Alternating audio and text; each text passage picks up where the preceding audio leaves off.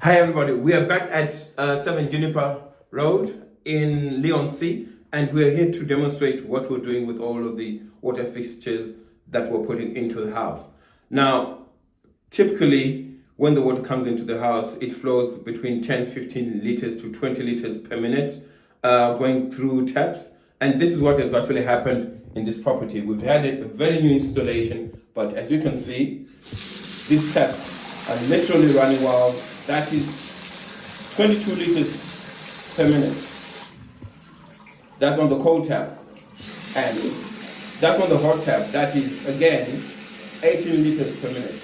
So the exercise that we're going to carry out, we're going to reduce those flows significantly so that we may be able to save water. You can imagine 20 liters per minute means that every 5 minutes you're losing 100 liters. So it means that whenever you're doing something as simple as brushing your tooth and you habitually don't use a cup, it means that every time you brush your teeth, if it's going to take you 2, 3, or even 5 minutes, you're going to be losing 100 liters via the sink. We've now made some flow control interventions on these sinks, and you definitely be able to see the intervention. Now, that is what 5 liters per minute looks like, which is reasonable, right? So if you spend 5 minutes, here, you only consume 25 liters. But on the contrary, if this was still 22 liters, that's 110 liters. So a significant saving, 75% saving of the water that we'll be using. And similarly, that's the same case when it comes to the, to the hot water as well. It's reasonable. It's not splashing all over the place, and it's manageable. We can live with this, and we are doing this so that we preserve our water resources. But also, one of the big other factors is that we typically don't consider is that the environment needs this water. The aquatic systems, the plants, the rivers that we all complain about. Why are they being polluted? If they have enough water, they will be able to cope with some of the natural pollution loading, and obviously we do know that some of the pollution loading is artificial, but let us not dry them by being irresponsible about the way that we use water. Hi everybody. Now this is an interesting scenario that we have here at 7 Juniper Road.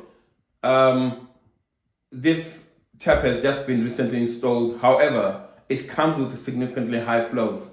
What you find that is this tap is actually emitting 18 liters per minute, which is quite significant for the sake of just washing dishes or washing hands quickly, and once the stopcock is left open.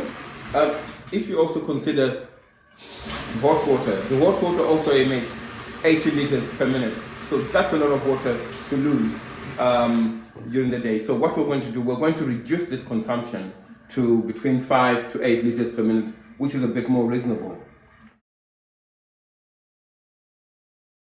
Hi guys, I'm now back in the kitchen, right?